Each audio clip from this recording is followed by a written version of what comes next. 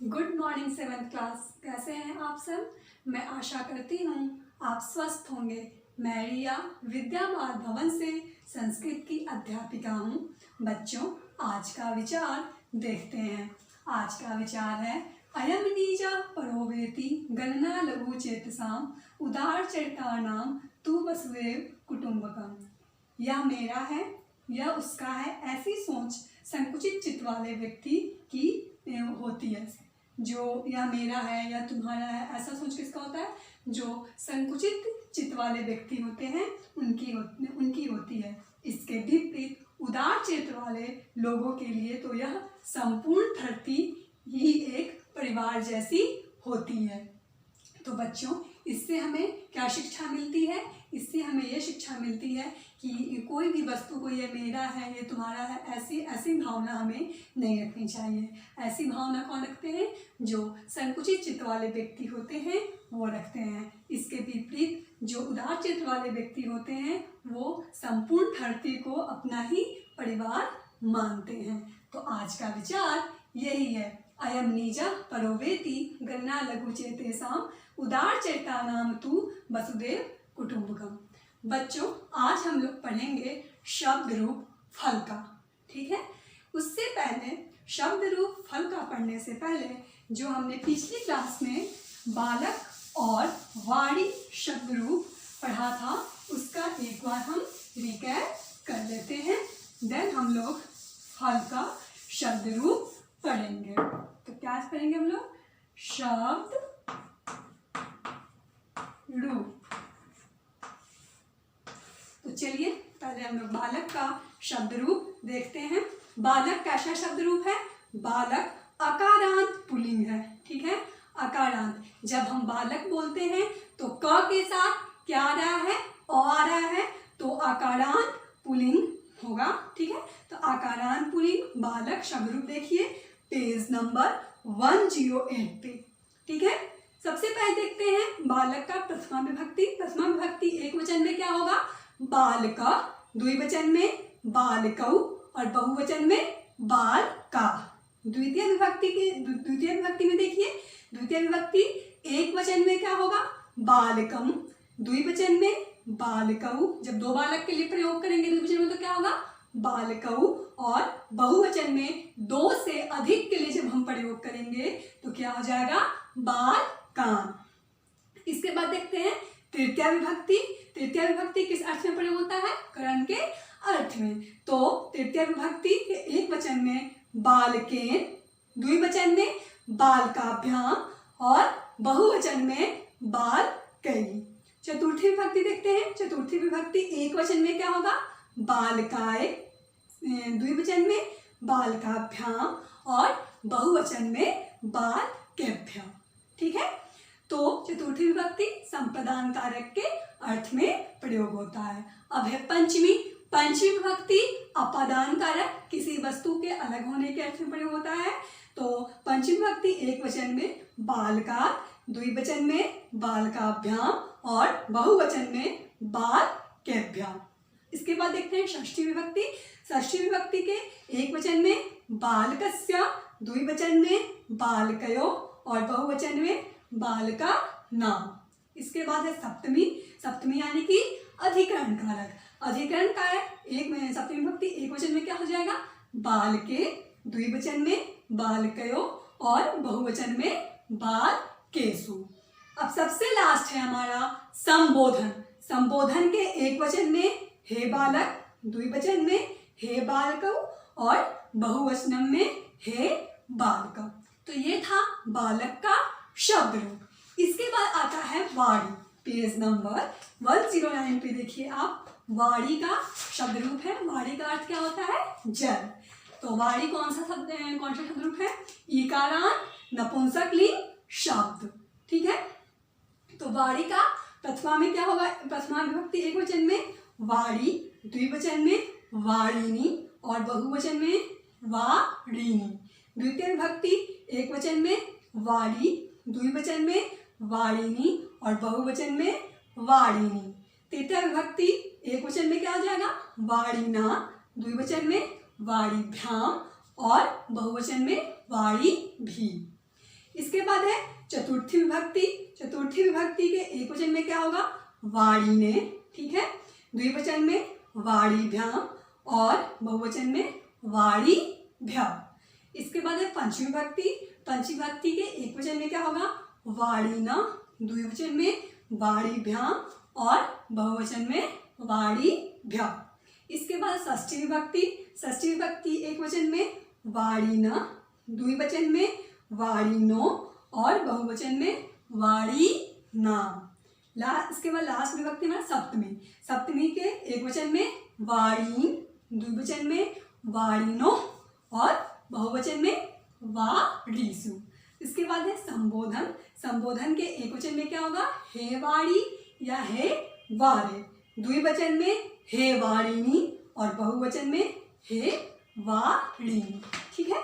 तो ये था हमारा बालक और वाणी का शब्द रूप, जो मैंने आपको पिछली क्लास में करवाई थी, उसका मैंने आपको एक बार रिकैप करवा दिया। बच्चों, आज जो हमें शब्द रूप पढ़ना है वो है फल। कौन सा है? फल, ठीक है। फल का हमें आज शब्द रूप पढ़ना है। और फल जो है वो कौन सा शब्द रूप है? आकारांत नपुंसक लिंग। कौन सा है? आकारांत नपुंसक लिंग। जब हम फल बोलते हैं तो ल में अ की मात्रा आती है, तो ये हो गया आकारांत नपुंसक लिंग। आकारांत नपुंसक लिंग, ठीक है। आकारांत नपुंसक लिंग शब्द है, शब्द रूप है। अब देखते हैं, सबसे पहले हमारा क्या आएगा? विभक्तिः।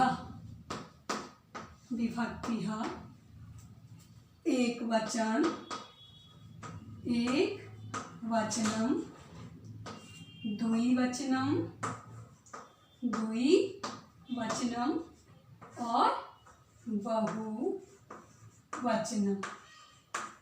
ठीक है, बहुवचनम। तो सबसे पहले कौन सा विभक्ति आएगा? प्रथमा। प्रथमा विभक्ति किसके लिए प्रयोग होता है? कर्ता कारक के लिए, ठीक है। तो एक वचन में क्या आएगा? फलम। फलम। अगर यदि हमें प्रथमा विभक्ति में एक फल के लिए प्रयोग करना है, क्या जाएगा? फलम। द्विवचन में क्या जाएगा? फल, ठीक है। यदि हमें एक वचन में एक वचन में प्रयोग करना है एक फल के लिए तो फलम, दो फल के लिए फले, और दो से अधिक के लिए जब हम प्रयोग करेंगे प्रथमा विभक्ति में तो क्या आ जाएगा? फलानी। क्या होगा बच्चों? फलानी। इसके बाद आता है द्वितीय विभक्ति। द्वितीय विभक्ति यानी कि द्वितीय विभक्ति किस अर्थ में प्रयोग होता है? कर्म कारक के अर्थ में। तो एक वचन में क्या हो जाएगा? फलम, द्विवचन में फले और बहुवचन में फलानी, ठीक है। जब हम द्वितीय विभक्ति में एक फल के लिए प्रयोग करेंगे तो फलम, दो फल के लिए प्रयोग करेंगे तो फले, और दो से अधिक के लिए प्रयोग करेंगे तो फलानी। इसके बाद आता है हमारा तृतीय विभक्ति। तृतीय विभक्ति यानी कि कर्ण कारक। तो तृतीय विभक्ति एक वचन में क्या होगा? फलेन, फलेन, द्विवचन में फलाभ्याम, फलाभ्याम और बहुवचन में फलई। क्या होगा? फलई, ठीक है। तो तृतीय विभक्ति एक वचन में क्या होगा बच्चों? फलेन, द्विवचन में फलाभ्याम और बहुवचन में फलई। इसके बाद आता है चतुर्थी विभक्ति। चतुर्थी यानी कि संप्रदान कारक। उसमें क्या हो जाएगा? एक वचन में फलाए, द्विवचन में फलाभ्याम, फलाभ्याम और बहुवचन में फलेभ्या। क्या होगा बच्चों? फलेभ्या, ठीक है।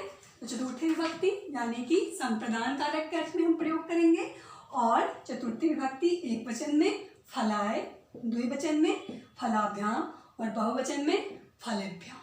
इसके बाद आता है पंचमी विभक्ति।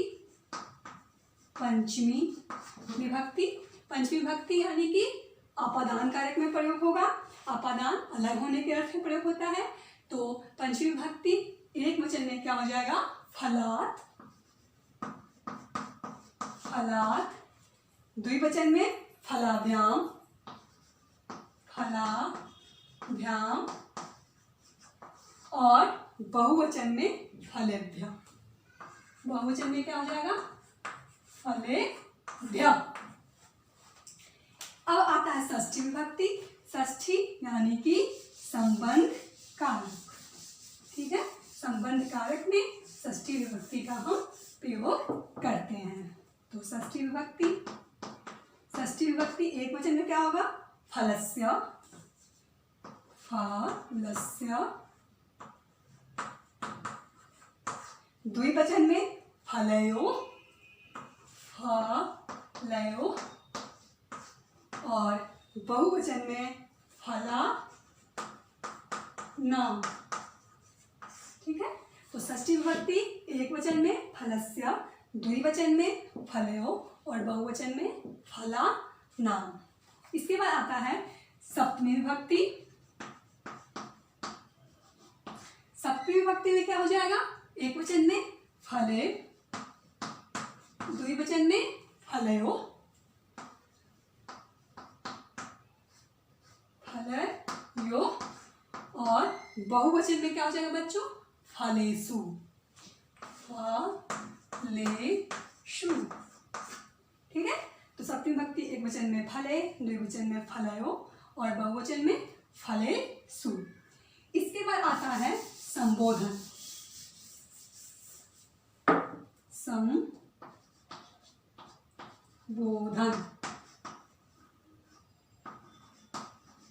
संबोधन में क्या होगा? एक वचन में हे फल, हे फल, हे फले, हे फले, संबोधन का चिन्ह, और हे फलानी, हे फलानी, क्या होगा? हे फलानी। तो संबोधन के एक वचन में हे फल, द्विवचन में हे फले और बहुवचन में हे फलानी, ठीक है। तो ये था हमारा फल का शब्द रूप, ठीक है। तो बच्चों, मैं आशा करती हूँ कि आज आपको फल का शब्द रूप बहुत अच्छे से समझ में आया होगा। तो आज का होमवर्क नोट डाउन कर लीजिए। आज का होमवर्क है फल का होमवर्क, फल शब्द रूप, शब्द रूप नोटबुक में, नोटबुक में करें, ठीक है। आज जो मैंने आपको एक ही शब्द रूप कराया है वो कौन सा है?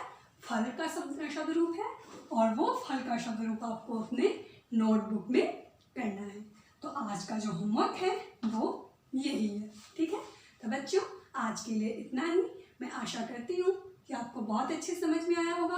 अगर फल के शब्द रूप में कोई भी डाउट हो तो आप क्वेश्चन जरूर पूछिए, ठीक है class. Thank you, have a nice day.